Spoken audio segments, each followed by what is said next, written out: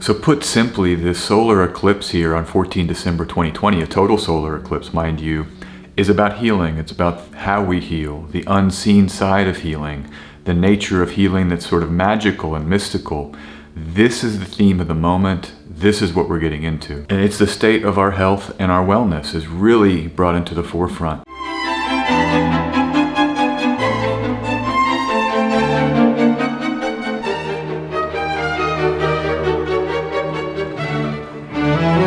All right, great. I'm really happy that we're here at this moment of time. We're right on the precipice and right here in it, this final 1, 2, 3 of the act of the year.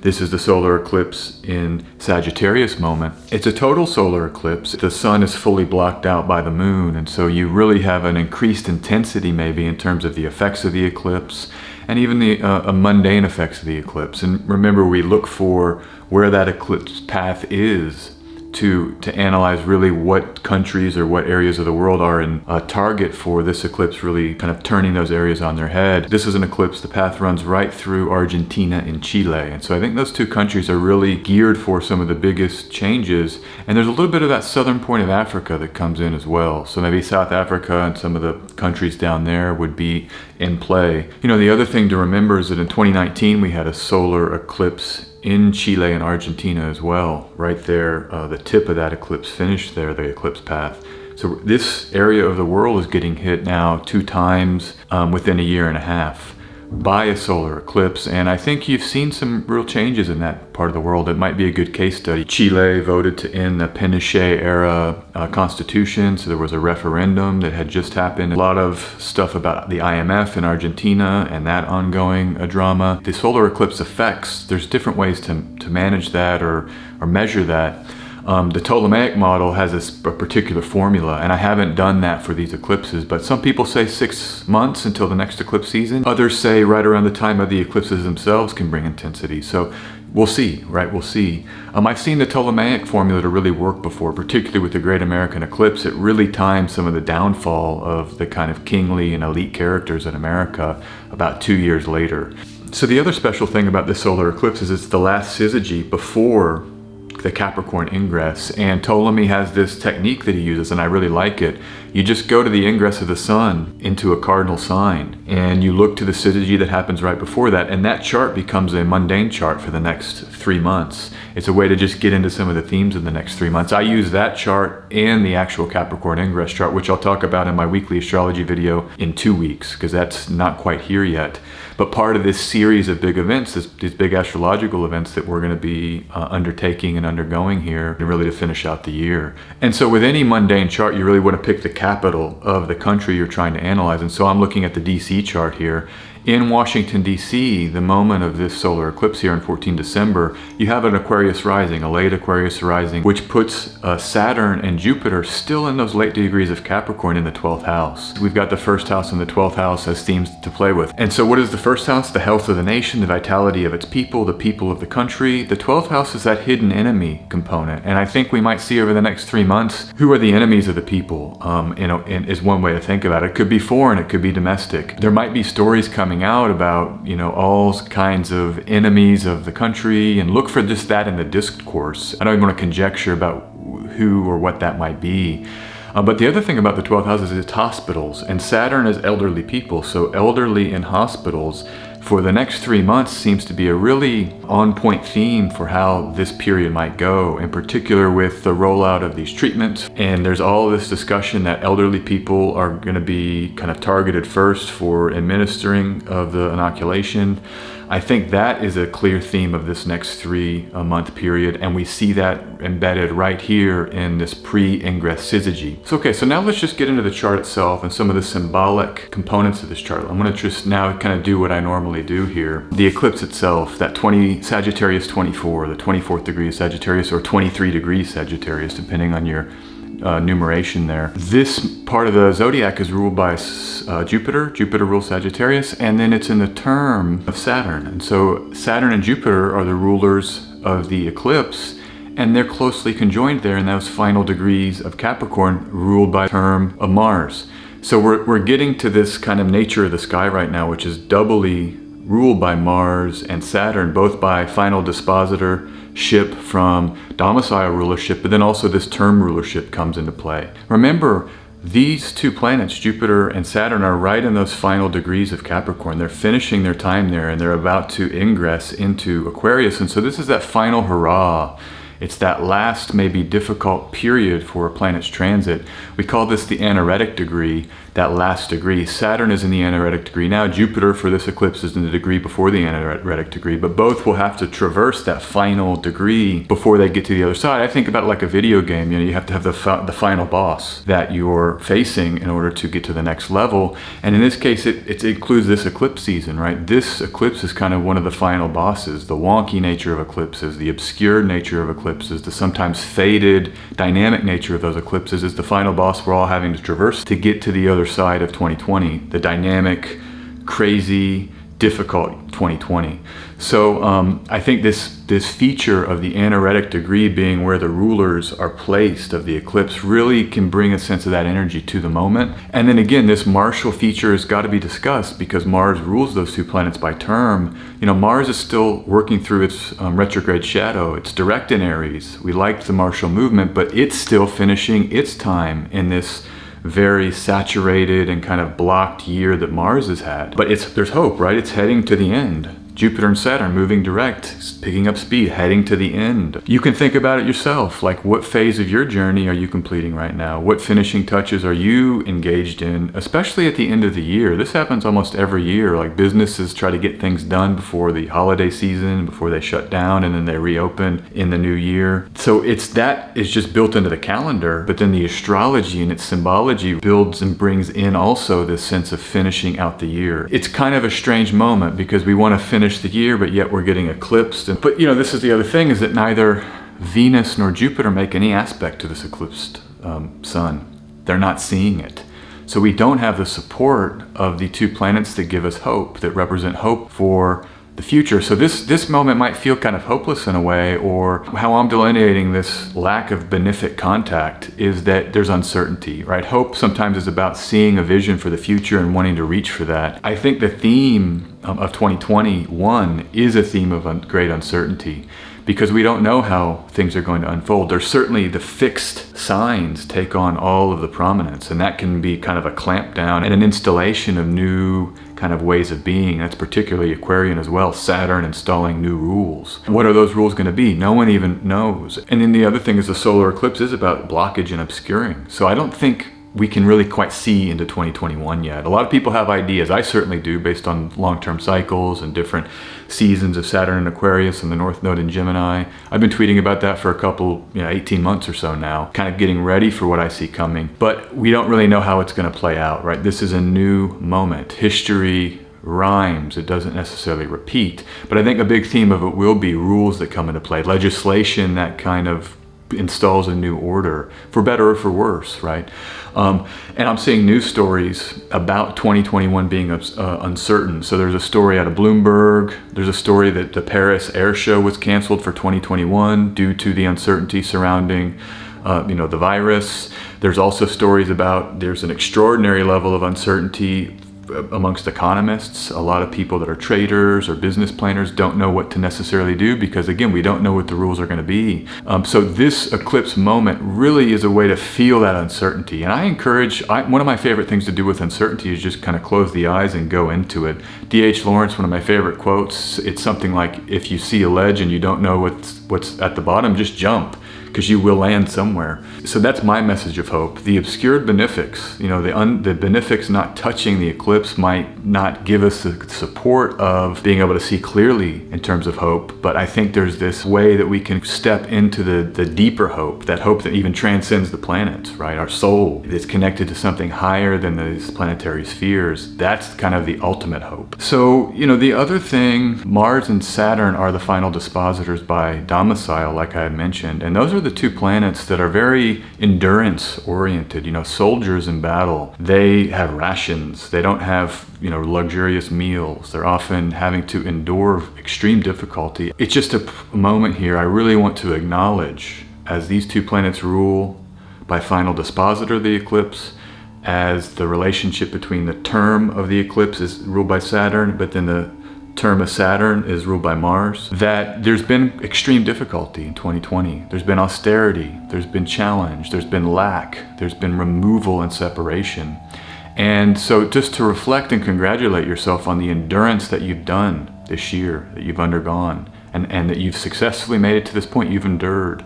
Acknowledge that you've made it, you're strong, you have Mars, you have Saturn, you can survive it. Take time to kind of look around and try to integrate and give ourselves credit. Venus and Jupiter aren't here to give credit to us, to help us with that. We have to generate that on our own. Mercury plays a big role here in the eclipse. It's very close to the eclipse sun. It's 3 degrees away, roughly, in Sagittarius. And Mercury has term dignity. It's in its own Egyptian term, which gives us some ability to lean into what Mercury likes and what Mercury wants to do. It relates to this idea of taking a pause, taking some stock, giving yourself credit for the endurance that you've done in Sagittarius here. And so it gives this idea of this, using this reflection and maybe trying to bring it back to big picture planning or your vision for 2021. So even when we're uncertain, I do believe that we can kind of do visions in our mind. We can bring certainty to our mind space. It's more of a relaxed and a surrender here. Just kind of let visions come. And maybe there's something here as Mercury is dignified and so close to this eclipse sun. Eclipses are challenging. Sometimes we want to step away from really engaging with things. But I do think this more passive visioning that it gives deference to the eclipse and the power of the eclipses, that might be sort of useful here. It's more of a submission, like I said. The other part about this eclipse chart, it's fire and mutable. Fire and mutable energy. And remember, fire is so important for, I'm thinking about burning the dross. You burn away the dross, especially when you're smelting gold and silver. You clean that impurity away with the fire to get the jewel, right? Or to get the precious metal. You know, you cook with fire, that changes the hard rice into edible rice. Baking uses fire. You make the dough and that doughy mix into a bread. So we're in a time where you have a dominant fire energy, all the stuff in Sagittarius, Mars in Aries. That's a bunch of fire placements, and then the mutable placements with the North Node in Gemini, and then all of the placements in Sagittarius right now. So there really is a sense of a transition, of a change of form with that heat and with the fire. This is again a metaphor, I think, for what I just described. Sometimes baptism by fire is how we learn. You know, it fits with the theme of 2020 being fiery in terms of burning away things, destroying things. With that Mars retrograde in the fire sign Aries, it's been quite fiery just with that placement alone. So think about how you've been baptized this year. And I have a video about Initiation 2020 that goes into this some more. But, you know, we've been baptized. And 2020 is a time when hopefully we can come through this with a little bit more wisdom, a little bit more spiritual centeredness to move into the rest of the decade and the maybe difficult years ahead. There's a Twitter thread out, and I've been talking a lot about Andre Barbeau's mundane predictions, and his actual prediction is that 2025 is when things get better, and not to negative project by any means, but the point is just that there still could be some challenge in the succeeding years. You know, we're not out of the woods yet in terms of the crisis from this astrological perspective, and I've seen it lined up in other stories. 2025 they're talking about.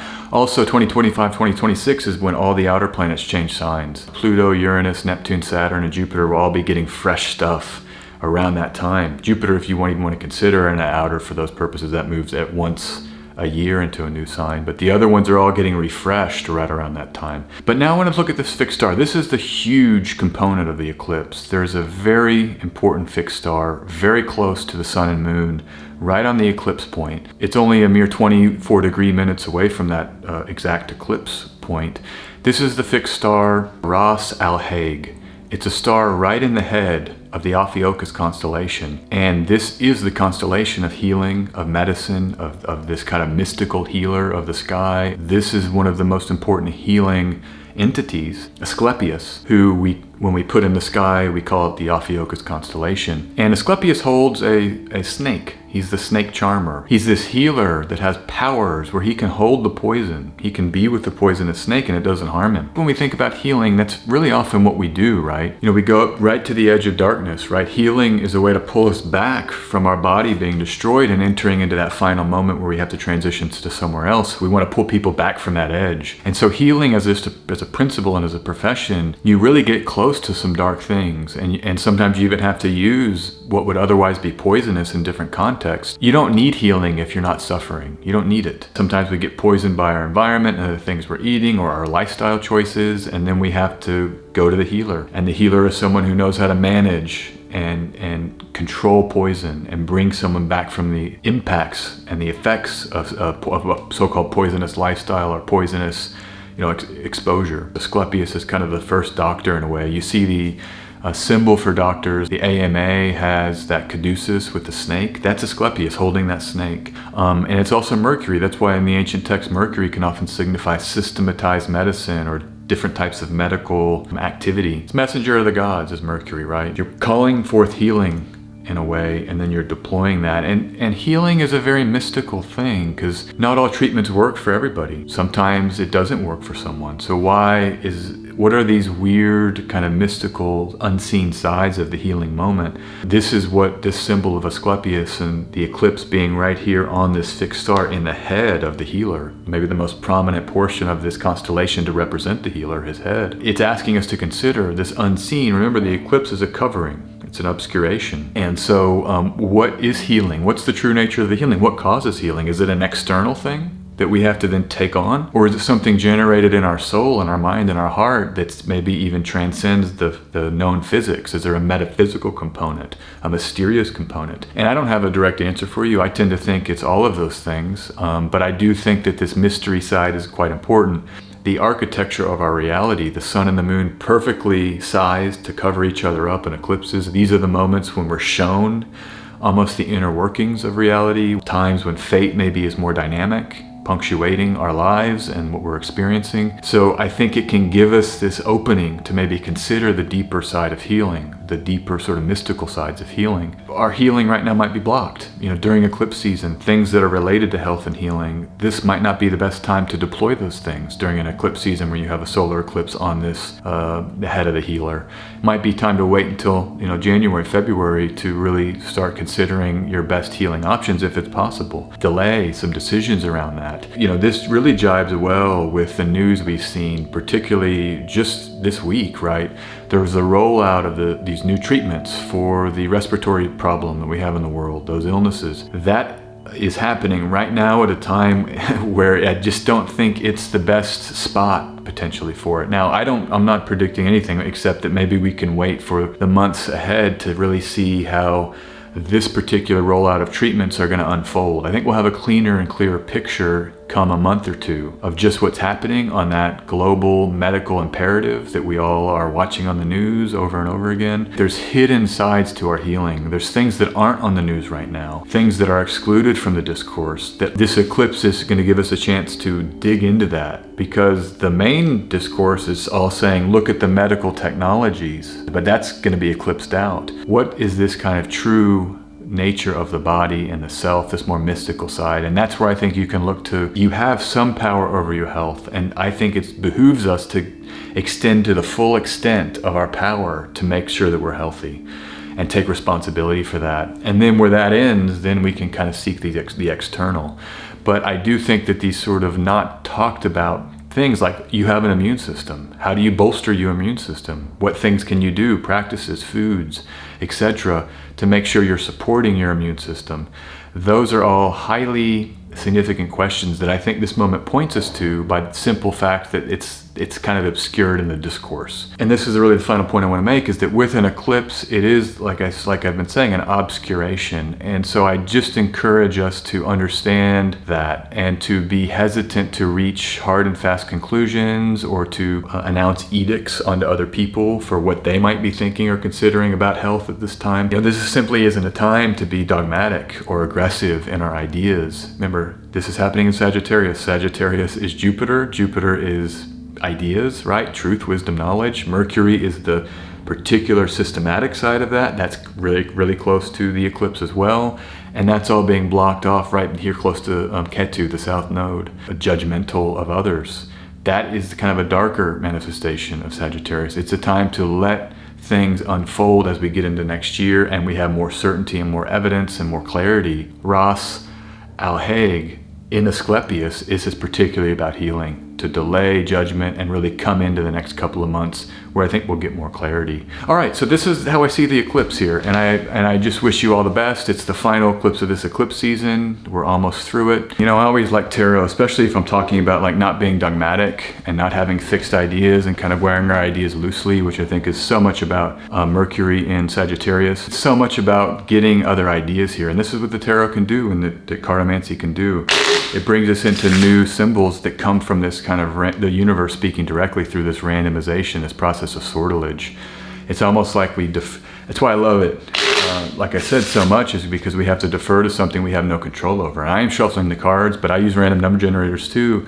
It's pure sortilege. I don't control it at all. These have been shuffled a lot. In this moment, it's giving us some other symbol from some other place. And I love that because it's a de facto acknowledgement that I do not know. It's why divination is so powerful. You're saying, I don't know, and I want to go outside and seek help from kind of an unseen force. And that's what's so beautiful about it. So first card is King of Clubs is the first card. This is an amazing card. This is the Fire King. So all the stuff I was speaking about in the talk about fire and burning off the dross, that is activated here, absolutely. You know, the Sagittarius Fire King, the Sun in Sagittarius. The other thing is that this is the Emperor card in the tarot. This is how it corresponds, the King of Clubs. And so that Emperor is that coming into the power, the control over the dominion. And it's Aries, so it's where Mars is right now. So I think this is actually pointing us to that martial side. Mars ruling Saturn and Jupiter by term in this moment, and Mars now working through the end of its retrograde shadow. So I think we're going to have to maybe lean into some action here. You know, you might have to get into your action and your activity during this eclipse moment and in the days surrounding this, or even in the next 2 weeks until we get to the next syzygy. And so I just would encourage you to, act like a Mars in Aries would act, an ability to act well. That's what Mars does in Aries. It's in its domicile. It's strong. It can act. It knows what it wants. It can have alignment with its desire, with its spirit, with its mental capacity to envision the result of the action and then step into the power. Just Mars and Aries, that's 6 months of that transit coming to an end. What part of that chart is it? What part of your chart is that? What have you had to have blocked a little bit while Mars has been in Aries, the ruler of Aries coming home and then having to do review? Maybe that part of life is something you can start getting ready for, and hopefully the lessons you've learned during this Mars RX period, you can take those as that part of life starts to open up again. So that's how I see this, is you know, this is maybe more reflective because the card's in the first position, but is also speaking about the future because of the nature of Mars in the sky being in Aries and being ready to leave its RX shadow. Okay, let's get another card. Let's get this other card here. Let's try to see what other card can help us. Boom, boom. 1, 2. And by the way, I use this 26, this modified tarot deck for the second card always, and it's the 26 cards. Alejandro Jodorowsky talks about that 26. If you remove these 26 cards, if they're removed from the traditional 78 card tarot deck, you're left with a deck of playing cards of 52. 52 plus 26 is 78. 26 is the gematria for God in Hebrew. Yod-Veh, Had-Veh, I think, something like this. It's God. So this is actually a 26 cards of God. I have a deck of God that I like to pull from, separate from everything else. And it's the 22 major arcana plus the 4 knights. So let's get that second card, the God card, as I say, and it's about the future.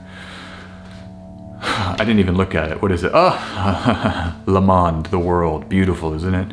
This is so appropriate. So appropriate. I can't tell you how appropriate this is. This is Saturn. This is Saturn and the correspondence system. And Saturn is the world, right? The closest sphere to the heavens. What's happening in this 2-week syzygy cycle after the solar eclipse? Saturn is moving into Aquarius. Jupiter and Saturn are going to conjoin. In the sign Saturn rules Aquarius. I think this is very special that we see this card here, and it really underscores the sense of the initiation of 2020, the shift that we're moving into, this mutable nature of this eclipse, which is setting us up for the Saturn coming in, giving us its new edicts, the new world we're being reborn into, right? This is kind of the idea of the new normal, you know, as that you see in the media, or just the new order that will be coming as the world tries to build itself back up in the wake of what has happened in 2020. So I'm excited about it because the uncertainty will be diminished, I think, as we move through this eclipse moment, get into 2021. Saturn leaves Aquarius in March 2023. So I think this world, this is like a womb. This is a Vesica Pisces that the figure here is walking through. It's like a womb. This is, so we're moving into that new world. And by the way, this is a feminine depicted figure. Saturn can be associated with that femininity in the traditional text. And so I like the tarot correspondence there, giving us maybe a sense of this powerful feminine life force that Saturn can so often be about. Mothers protect with all of their ferocity and might the children. And they will be like the most Saturnian model of almost that we have, is that mother protecting the child. So what are you protecting? What's your child that you birthed in 2020? How are you going to protect that in 2021? Maybe those are some thoughts to consider that I'll leave you with here. But so anyhow, this is the tarot reading. Thanks a lot for being here. As always, it's an honor and a privilege to see you, to communicate in this way. Tarot readings, astrology readings, you can book them with me, sjanderson144.com. Just click here to schedule a reading. It's right at the top. I look forward to reading for you. It's just one of my favorite things. So yeah, so have a great week. Enjoy this final intense time and look to your kind of, what the healing that may be obscured. Know that there's kind of a deeper wisdom that maybe you can tap into, that your own sort of natural healing. And I'll speak to you soon.